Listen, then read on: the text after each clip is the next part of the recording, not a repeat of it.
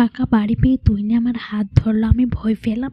আমি একটু দূরে গিয়ে বসলাম। তুহিনীর মা বাবা বাড়িতে কেউ নাই।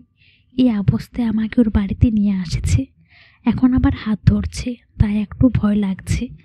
আল্লাহ জানে ওর মনের ভেতরে কি চলছে। তুহিনী আমাকে বলল, জান পাখি তুমি কি ভয় পাচ্ছ? আমি বললাম, শোনো, আমার কাছে আসবে না, তুমি একটু দূরে বসে কথা বলবে। এই কথা বলার পর তুহিনী আমার আরও কাছে এসে বসলো। আমি বলতে থাকলাম, ভালো হবে না, আমি কিন্তু চিল্লাচিল্লি করব। এই কথা শুনে ও আমাকে ওর হাত দিয়ে আমার মুখ চেপে ধরে দেওয়ালের সাথে ঠেকালো। আমার দিকে এক নজরে তাকিয়েছিল এবং আস্তে আস্তে ওর ঠোঁট আমার ঠোঁটের দিকে আনলো। আমার শরীরের ভেতরে এক ধরনের ধুকধুক কম্পন সৃষ্টি হলো। এই অবস্থায় আমাকে চাপটে ধরে আমার নরম ঠোঁটে চুম্বন করতে লাগলো। আমি ওকে ছাড়ানোর চেষ্টা করছি, কিন্তু আমাকেও শক্ত করে জড়িয়ে ধরে চুম্বন করতেছিল। কিন্তু আমি আস্তে আস্তে উত্তেজিত হয়ে যাচ্ছিলাম। ওর হাত দিয়ে ও আমাকে বিভিন্ন জায়গায় স্পর্শ করতে লাগলো। এরকম স্পর্শ পেয়ে আমি অনেক উত্তেজিত হয়ে যাই। যে কোনো যুবতী মেয়ের জন্য সেক্সের আগ্রহ জাগবে।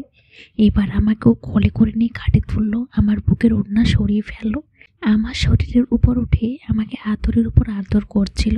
আমি ওই রকম মাখামাখি স্পর্শ পেয়ে ওকে আমি নিচেরই জড়িয়ে ধরি।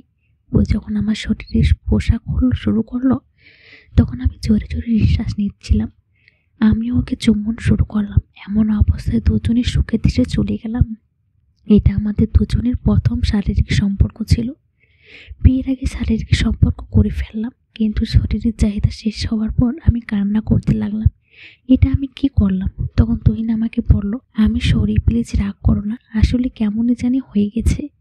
আমি সেদিন ওর সাথে কথা না বলে সোজা বাড়িতে চলে আসলাম। বাড়িতে এসে সরাসরি গোসল করলাম আর খালি গিল্টি ফিল করতে লাগলাম।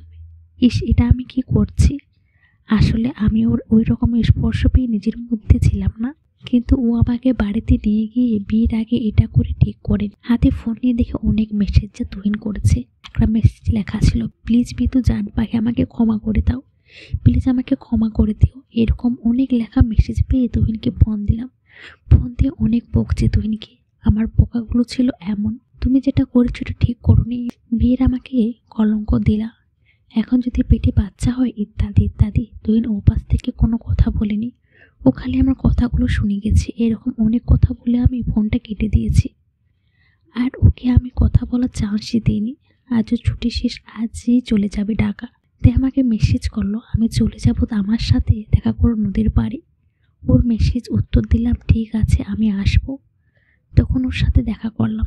আমি একটু রাগ নিয়ে গিয়েছিলাম, আমার রাগ এখনো কমেনি। ও বুঝতে পারছে আমি অনেক রাগান্তারিক ছিলাম, তাও ও আমার সামনে কান ধরে দাঁড়িয়েছিল, আবার আমার কাছে ক্ষমা চাইছিল আর বলছিল, দেখো যা হবার হয়ে গেছে, এটা নিয়ে টেনশন করো না, আমি তোমাকে খুব শীঘ্রই বিয়ে করব। এখন যে চাকরিটা করি এটা কম বেতন, ভালো একটা চাকরি পেয়ে তোমার বাড়ির বিয়ের প্রস্তাব পাঠাবো, আর তুমি তো আমারই হবে। তো লক্ষ্মী সোনা, এটা নিয়ে টেনশন করো না। এরকম কিছু কথা বলে আমার মনকে গলিয়ে ফেলেছে। আর তাই আমিও খুশি মনে তুহিনকে বিদায় জানালাম। 1 মাস পর দেখলাম আমার পিরিয়ড হয় না। তুহিনকে ফোন দিয়ে এই ব্যাপারে জানালাম। পরে তুহিন আমাকে ইউটিউবে প্রেগনেন্সি টেস্টের একটা ভিডিও পাঠালো। ওই ভিডিওতে দেখলাম প্রেগনেন্সি কিভাবে পরীক্ষা করতে হয় ঘরে বসে। পরের দিন সকালে ফার্মেসি থেকে একটা প্রেগনেন্সি টেস্টের জন্য কিট নিয়ে আসলাম। পরের দিন খুব সকালে পরীক্ষা করলাম। রিপোর্ট দেখে আমি